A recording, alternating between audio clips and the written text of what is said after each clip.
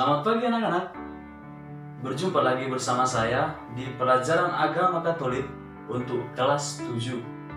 Nah, saya berharap kita tetap dalam keadaan sehat walafiat dan kita selalu dianjurkan untuk menjaga kesehatan di rumah. Anak-anak, pada pertemuan sebelumnya kita sudah membahas tentang bab 2 yang berjudul Aku diciptakan sebagai laki-laki dan perempuan. Nah, kita juga sudah membahas materi pertama atau topik pertama dari bab ini yang berjudul Aku bangga sebagai laki-laki dan perempuan. Nah, pada hari ini kita akan membahas topik yang kedua dari bab 2 ini. Judul topik yang akan kita bahas pada pagi hari ini, laki-laki dan perempuan sederajat. Maka, untuk memahami materi ini dengan baik, simak videonya sampai selesai ya. Bagi anak-anak pecinta sepak bola, tentu mengenal sosok Rio Ferdinand, seorang pemain legenda di Manchester United. Tetapi, di balik kesuksesan Rio Ferdinand, siapa sangka bahwa ada satu peristiwa atau satu teladan yang bisa kita lihat dari kehidupannya yang serba mewah. Ketika anaknya masih kecil, Rio Ferdinand itu kehilangan istrinya. Istrinya meninggal.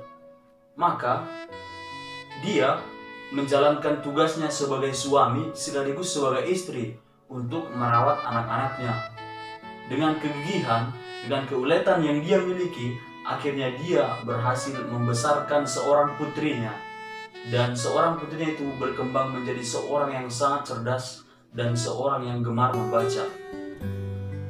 Masih banyak contoh lain yang bisa kita lihat di mana seorang suami mengambil peran sekaligus sebagai seorang istri, atau sebaliknya seorang istri mengambil peran sebagai seorang suami. Laki-laki dan perempuan itu sederajat.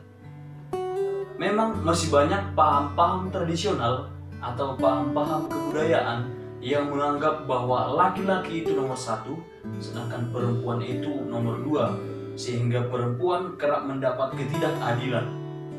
Nah, misalnya saja di adat Batak, laki-laki itu selalu menjadi nomor 1, sedangkan perempuan itu nomor 2. Nah, misalnya juga di adat kebudayaan Minangkabau, di mana perempuan itu menjadi nomor 1, sedangkan laki-laki itu menjadi nomor 2. Nah, tetapi dalam pelajaran kita, Yesus menegaskan bahwa laki-laki dan perempuan itu sederajat.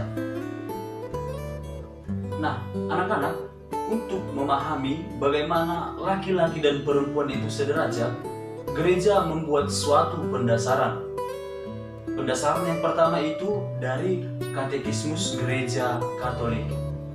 Nah, bagi anak-anak yang belum mengenal Katekismus Gereja Katolik, bisa dilihat contohnya di atas gambarnya ya. Nah, Katekismus Gereja Katolik atau sering disingkat dengan KGK memberi suatu pendasaran bahwa laki-laki dan perempuan itu sederajat.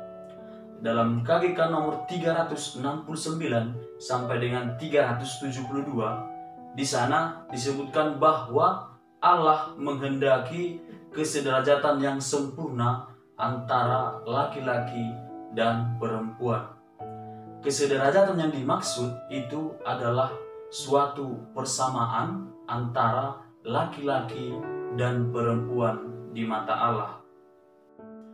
Pendasaran yang kedua yang dibuat oleh Gereja Katolik itu dari kitab Kejadian bab 2 ayat 18. Di sana dikatakan bahwa tidak baik jika seorang manusia itu seorang diri, maka baiklah kita menciptakan penolong yang sepadan dengannya. Maka Allah menciptakan perempuan. Nah, perempuan itu dikehendaki Allah untuk menjadi penolong yang sepadan. Maka perempuan dan laki-laki itu adalah sepadan atau sederajat. Nah, anak-anak, kita bisa meneladani sikap Yesus berhadapan dengan kesederajatan antara laki-laki dan perempuan. Yesus hidup di tengah-tengah masyarakat Yahudi dengan segenap paham kebudayaan yang ada. Nah, dalam masyarakat Yahudi, perempuan itu selalu dinomorduakan, sehingga perempuan itu kerap mendapat ketidakadilan. Misalnya saja dalam Injil Yohanes 8 ayat 2 sampai dengan 11, di sana dikisahkan bagaimana seorang perempuan yang ketahuan berbuat zina.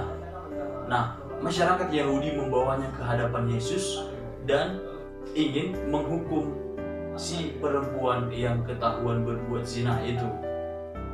Atau bisa juga kita lihat contoh yang lain, bagaimana ketika masyarakat Yahudi mengucilkan seorang perempuan yang memberi persembahan dengan jumlah yang kecil. Tetapi Yesus hadir untuk membela kaum perempuan yang kerap mendapat ketidakadilan itu. Nah, ketika seorang perempuan yang ketahuan berbuat zina dibawa kepada Yesus, Yesus mengatakan, siapa yang tidak pernah berbuat dosa, hendaklah ia melemparkan batu yang pertama kepada si perempuan itu. Dan tidak ada yang berani, karena memang laki-laki di tengah masyarakat Yahudi juga tidak luput dari dosa. Bahkan laki-laki di tengah-tengah masyarakat Yahudi itu kerap berbuat dosa atau kerap juga berbuat zina. Nah, anak-anak, pembelaan Yesus terhadap kaum perempuan itu hendak menggarisbawahi bahwa di mata Allah laki-laki dan perempuan itu sederajat. Maka Allah menciptakan laki-laki dan perempuan. Laki-laki dan perempuan. Kenapa saya tegaskan? Karena di situ digunakan kata dan, bukan atau. Nah, dalam pemahaman bahasa Indonesia, kata dan itu menunjukkan arti bahwa yang satu dengan yang lain yang dihubungkan dengan kata dan itu setara atau sepadan. Maka laki-laki dan perempuan itu sederajat di hadapan Allah. Nah, anak-anak, demikian materi kita pada pagi hari ini. Semoga kalian bisa memahami video ini dengan baik, dan jangan lupa kita tetap menjaga kesehatan di rumah ya. Sampai jumpa di video yang berikutnya.